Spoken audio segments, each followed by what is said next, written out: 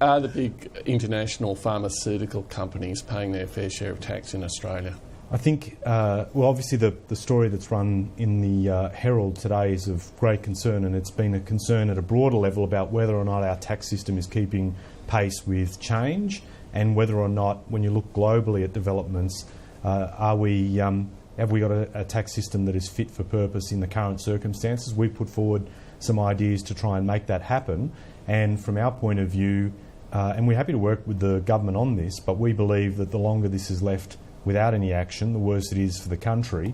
And certainly we, as we hear the sort of Senate hearings going on and the type of things that have been occurring, and I've been watching this for quite some time about how it plays out in other markets in terms of pricing and the way in which the sort of taxation arrangements of multinationals and transfer pricing arrangements might impact on prices in other arenas. We do need to act on it. We think that this can be dealt with, and the government doesn't even have a fully costed plan on it.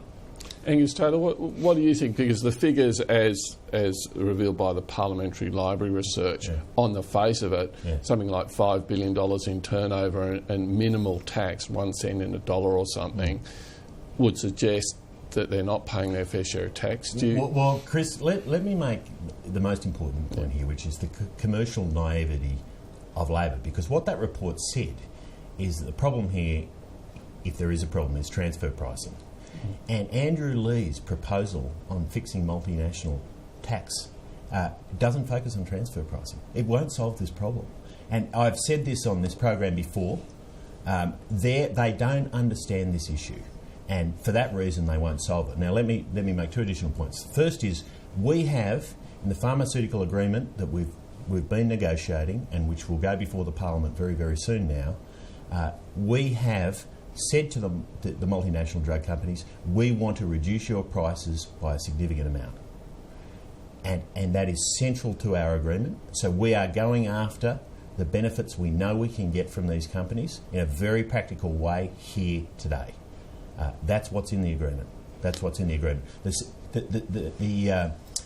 The other point I would make is Labor doesn't understand that we have a more fundamental problem in this country, which is when you do the R&D in the US, or you do the R&D in Ireland, or wherever it is that they do their R&D, that's where the majority of the returns are going to come to. And so our focus has to be on how do we get more of that sort of investment happening in this country, in Australia.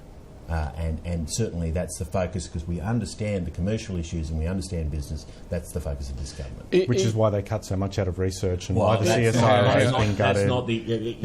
It's private sector investment, Ed, not public sector investment. And in actual fact, innovation is trying to work in terms of sharing assets between private and public. That's where things are at. But is there a sort of qualitative difference, if you like, between the pharmaceutical companies and, say, the tech companies?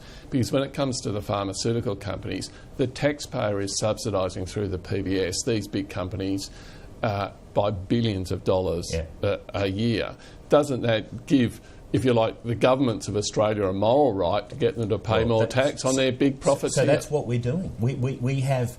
It's not a matter of subsidies. We buy the drugs. Yeah. We pay a significant a portion of the price of the drugs, and so we've just said to them that we're going to give you less for those drugs. We've just done that. It's very practical. The beneficiaries of that will be those who buy drugs and the taxpayer.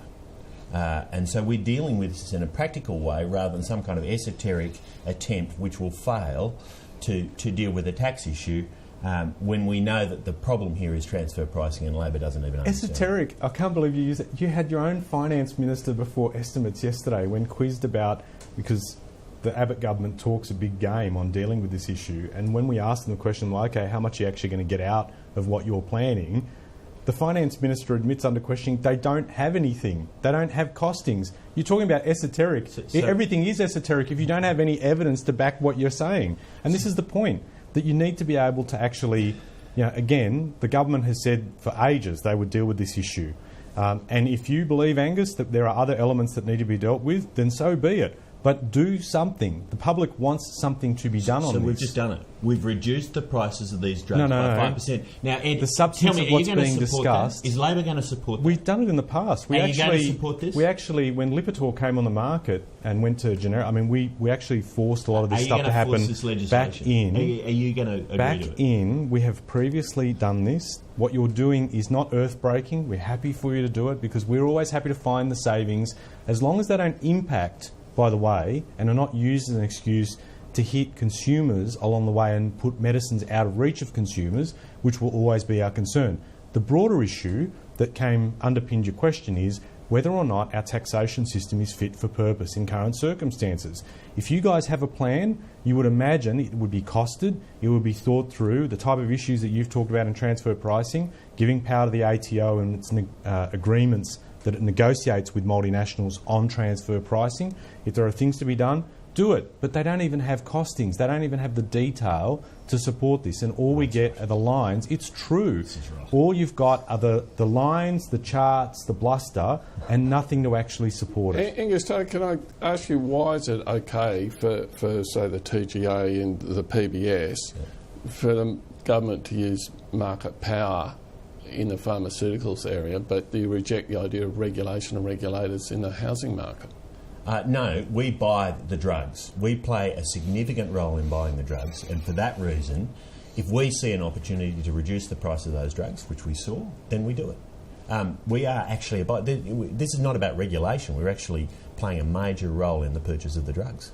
So that's why we look to find efficiencies for the public purse and for consumers of those drugs, and we're hoping that Labor will support us in what I think is a very, very good agreement, and one which finds money for the Australian taxpayer and drug consumer that Labor wasn't able to find.